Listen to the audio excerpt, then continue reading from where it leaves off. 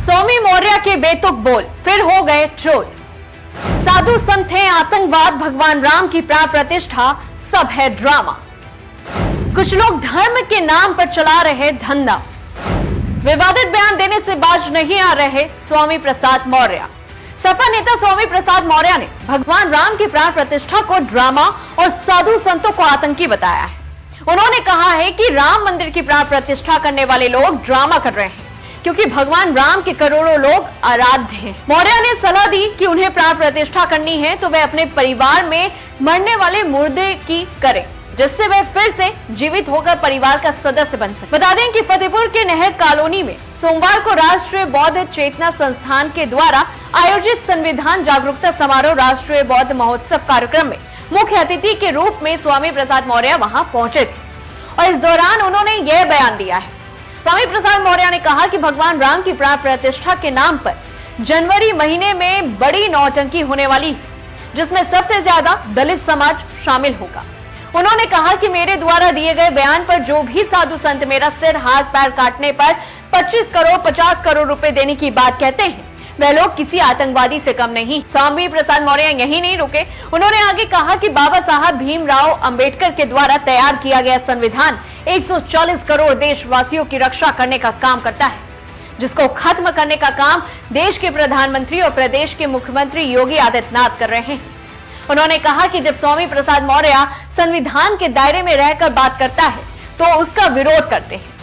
पूर्व मंत्री स्वामी प्रसाद मौर्य ने अयोध्या में राम मंदिर की प्राण प्रतिष्ठा को लेकर विवादित बयान देकर कहा कि प्राण प्रतिष्ठा करने वालों को सलाह देता हूं कि राम को सलाखों करोड़ों सालों साल से पूछते चले आ रहे हैं।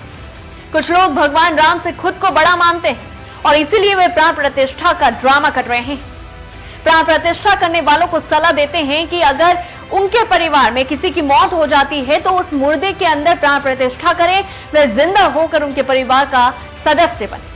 उन्होंने कहा कि धर्म के 3.5% लोग दलित व अन्य समाज को अपमानित करने का काम करते हैं। यह लोग धर्म के नाम पर धंधा करने वाले लोग हैं। यही नहीं रुके, उन्होंने लगातार पलटवार करते हुए कहा कि अगर भगवान हैं तो उनकी प्राण प्रतिष्ठा क्यों किया जाता है।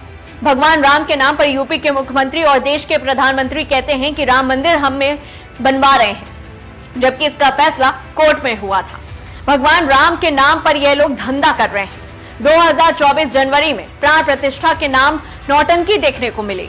उन्होंने कहा कि बिहार के मुख्यमंत्री ने जातिगत जनगणना कराकर जब सामने रखा तो भाजपा के लोग कहते हैं कि जातिगत जनगणना से कुछ नहीं है, क्योंकि हम सबका साथ सबका विकास की बात करते हैं। जातिगत जनगणना से जातिवाद पैदा होगा।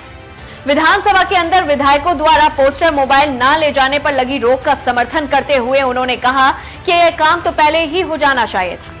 सदन के अंदर मोबाइल पोस्टर का क्या काम है? उन्होंने कहा कि आज अन्ना जानवरों का आतंक है। इसके चलते किसानों की खून पसीने से तैयार की हुई फसल तो चौपट हो ही रही है और साथ ही जानवरों से प्रतिदिन हो रही दुर्घटनाओं में सैकड़ों लोगों की मौत हो रही है।